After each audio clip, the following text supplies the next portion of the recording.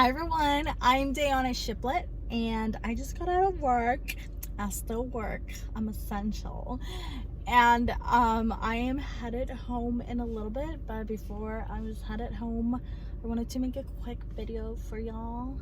And so this video is called Embracing How God Made Me and I Am Not Apologizing Anymore. And so it's kind of like what I've been going through these last few months. It's been so amazing. I'm just starting to feel like more like me, and I am not apologizing anymore. Like before, I would always be like, oh, I'm sorry. And it's like, I was saying I'm sorry because there was like, I guess this insecurity or this something in me saying like, it's not okay to be who you are. Like you don't fit in.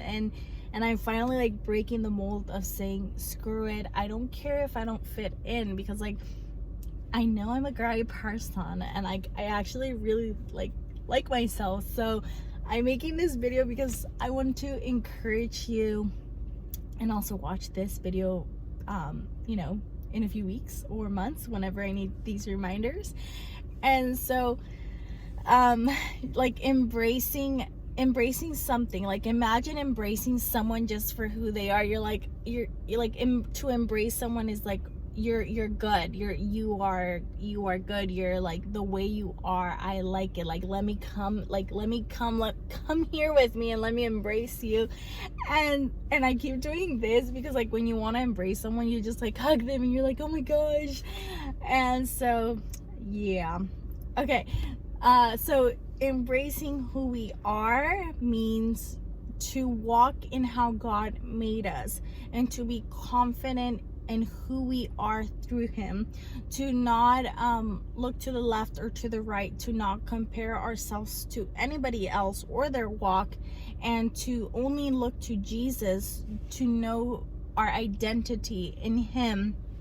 And so when we don't know our identity in God, we start looking left, right. We start looking at social media. We start looking at people to validate us, because we're like, hey, like validate me. Am I good? Am I good enough? And I mean, I still fall into that at times where I'm like, where I'm in that place where I'm like, oh, like I do want validation, or oh, I do want to be affirmed. And this comes from my childhood experiences. Like growing up, I was never validated, I was never affirmed. So now that I'm older, I do see that at times I tend to want validation, but I'm starting to like break out of that, because my validation truly comes from God. It's amazing. Even though I have an amazing husband that validates me and affirms me, like my validation truly comes from God. And I say this because whenever I'm praying, I've been in God's presence and God's speaking to my heart,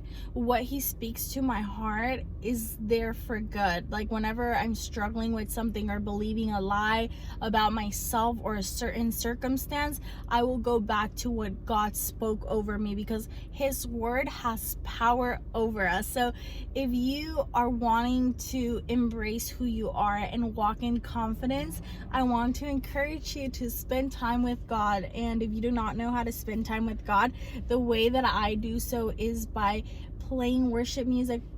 Does that car keep passing by? But anyways, let me lock my car. Okay, but the way I play music is by so anyways, I play worship music. That car's so distracting me. I journal, I sit down in silence, and I wait on God, and it's just so amazing. So yeah, okay, so a lot of you know or don't know, but I moved from like San Diego to Oklahoma, and I moved here because obviously I got married and my husband and I have been living here. But this place has been like a new change for me. Like I have like pretty much no friends here, and so in San Diego I have so many friends. Like I literally have so many friends. Like just for my going away party, like there was so many people. Like I just have a lot of friends. But then I come here and it's a new place, and I'm like, is this place cliquish, or is it that God just wants me all to Himself? But I just haven't really been able to make friends here. And so that's a really good thing, because sometimes when you're in a certain atmosphere, like in a certain place you've been for years, for a long time, you start to find your identity in your friendships, in where you are, who you hang out with. And so my friends in San Diego, we all love Jesus, and they're very affirming, they're very like positive and kind and loving, and anytime I get around them, I just feel so happy and energized. But then I come here and I'm like, oh my gosh, like I have no friends. And so now I'm in a new place where I'm like, my value, who I am, cannot come from like my friendships. And I'm one of those people that believes you become who you hang out with. So I'm like, it's just me, Jesus, and my husband. So I mean, they're cool, so but I'm learning that my value, who I am, doesn't come from who I hang out with, but from just Jesus, like how amazing he is, and the fact that he tells me, like, you're smart, you're compassionate, you're caring, and your promotion comes from me, don't look to people. And it's just so awesome. Like, I feel like I've gained so much more confidence from that, and yeah, it's been amazing. And I just want to encourage you and myself by saying, like, don't apologize for who you are, and don't ever think there's something wrong with you. For a long time, okay, one thing about me is, like, I really, really, really love to sleep. Like, I love to sleep, but then because I was in LA, I grew up in LA. For a long time, I thought, like, oh my gosh, something's wrong with me, because like I like to sleep more than 8 hours, and LA's that hustle mentality, get up at 6 a.m. and so get up at 5 a.m. and so I would do it, but it was just not me. And for me, I like to sleep in, and I like to be rested. I still get a lot of things done, but I love to sleep. And so for years I thought something was wrong with me, but I'm starting to realize, like, actually there's nothing wrong with me. Like, I get stuff done, I'm very productive, I'm very happy. But one thing about me is, like, I just like to sleep, and I'm not apologizing for who I am. Like, I am embracing the part of me that likes to sleep. And then one last thing I want to say is, for a really long time I really thought I was dumb.